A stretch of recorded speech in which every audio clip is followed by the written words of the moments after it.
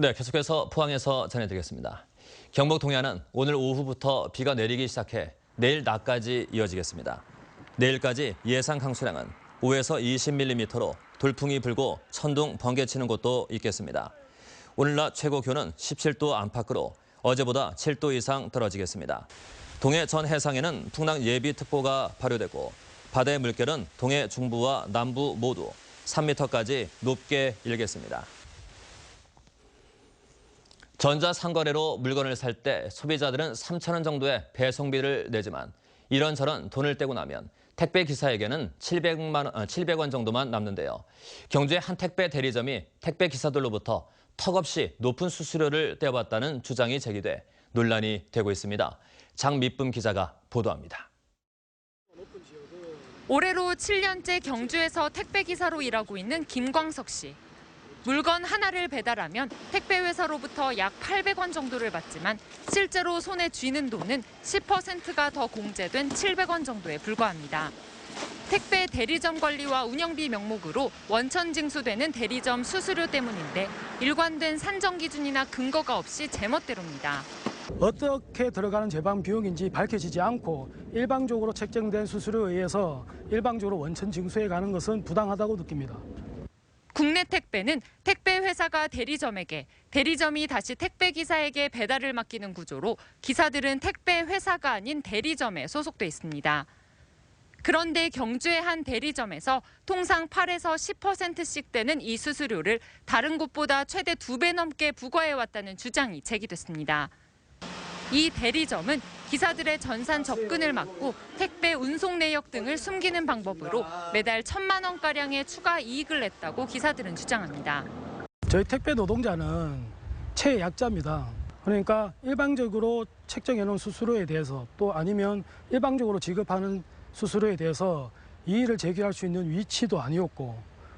이에 대해 해당 대리점은 배송거리 등 업무 강도에 따라 대리점마다 독자적인 수수료 기준을 적용한다고 해명했습니다.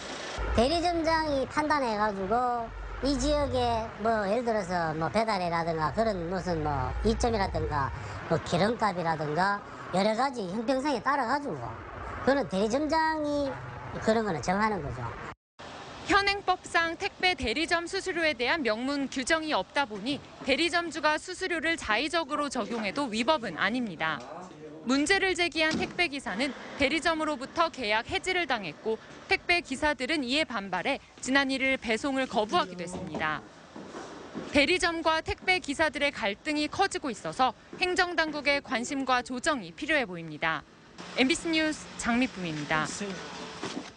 한국은행 포항본부가 경북 동해안 지역 240개 법인기업을 대상으로 조사한 결과 다음 달 제조업 경기실사지수가 61로 나타났습니다.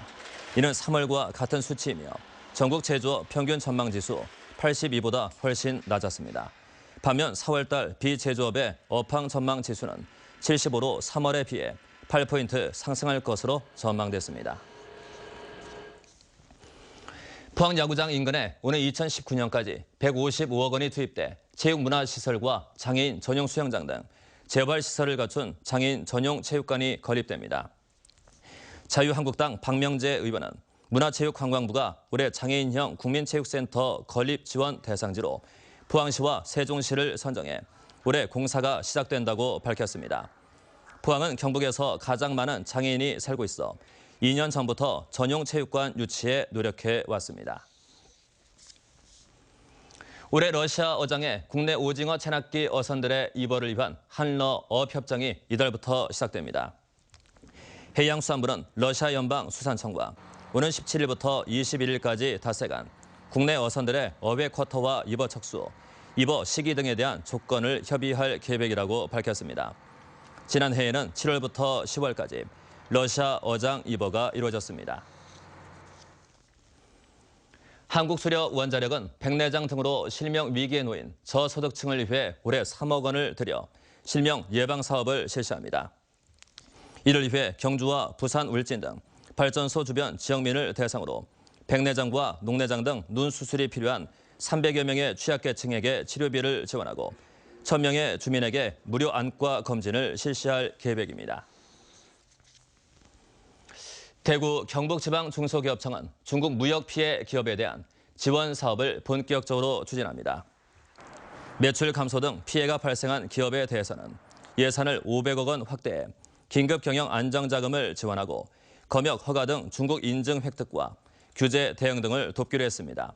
또 통관 지원과 계약 파기 등을 해결하기 위해 현지 민간 전문가를 활용한 단기 컨설팅 사업도 운영합니다. 네, 이상으로 MBC 뉴스를 마칩니다. 감사합니다.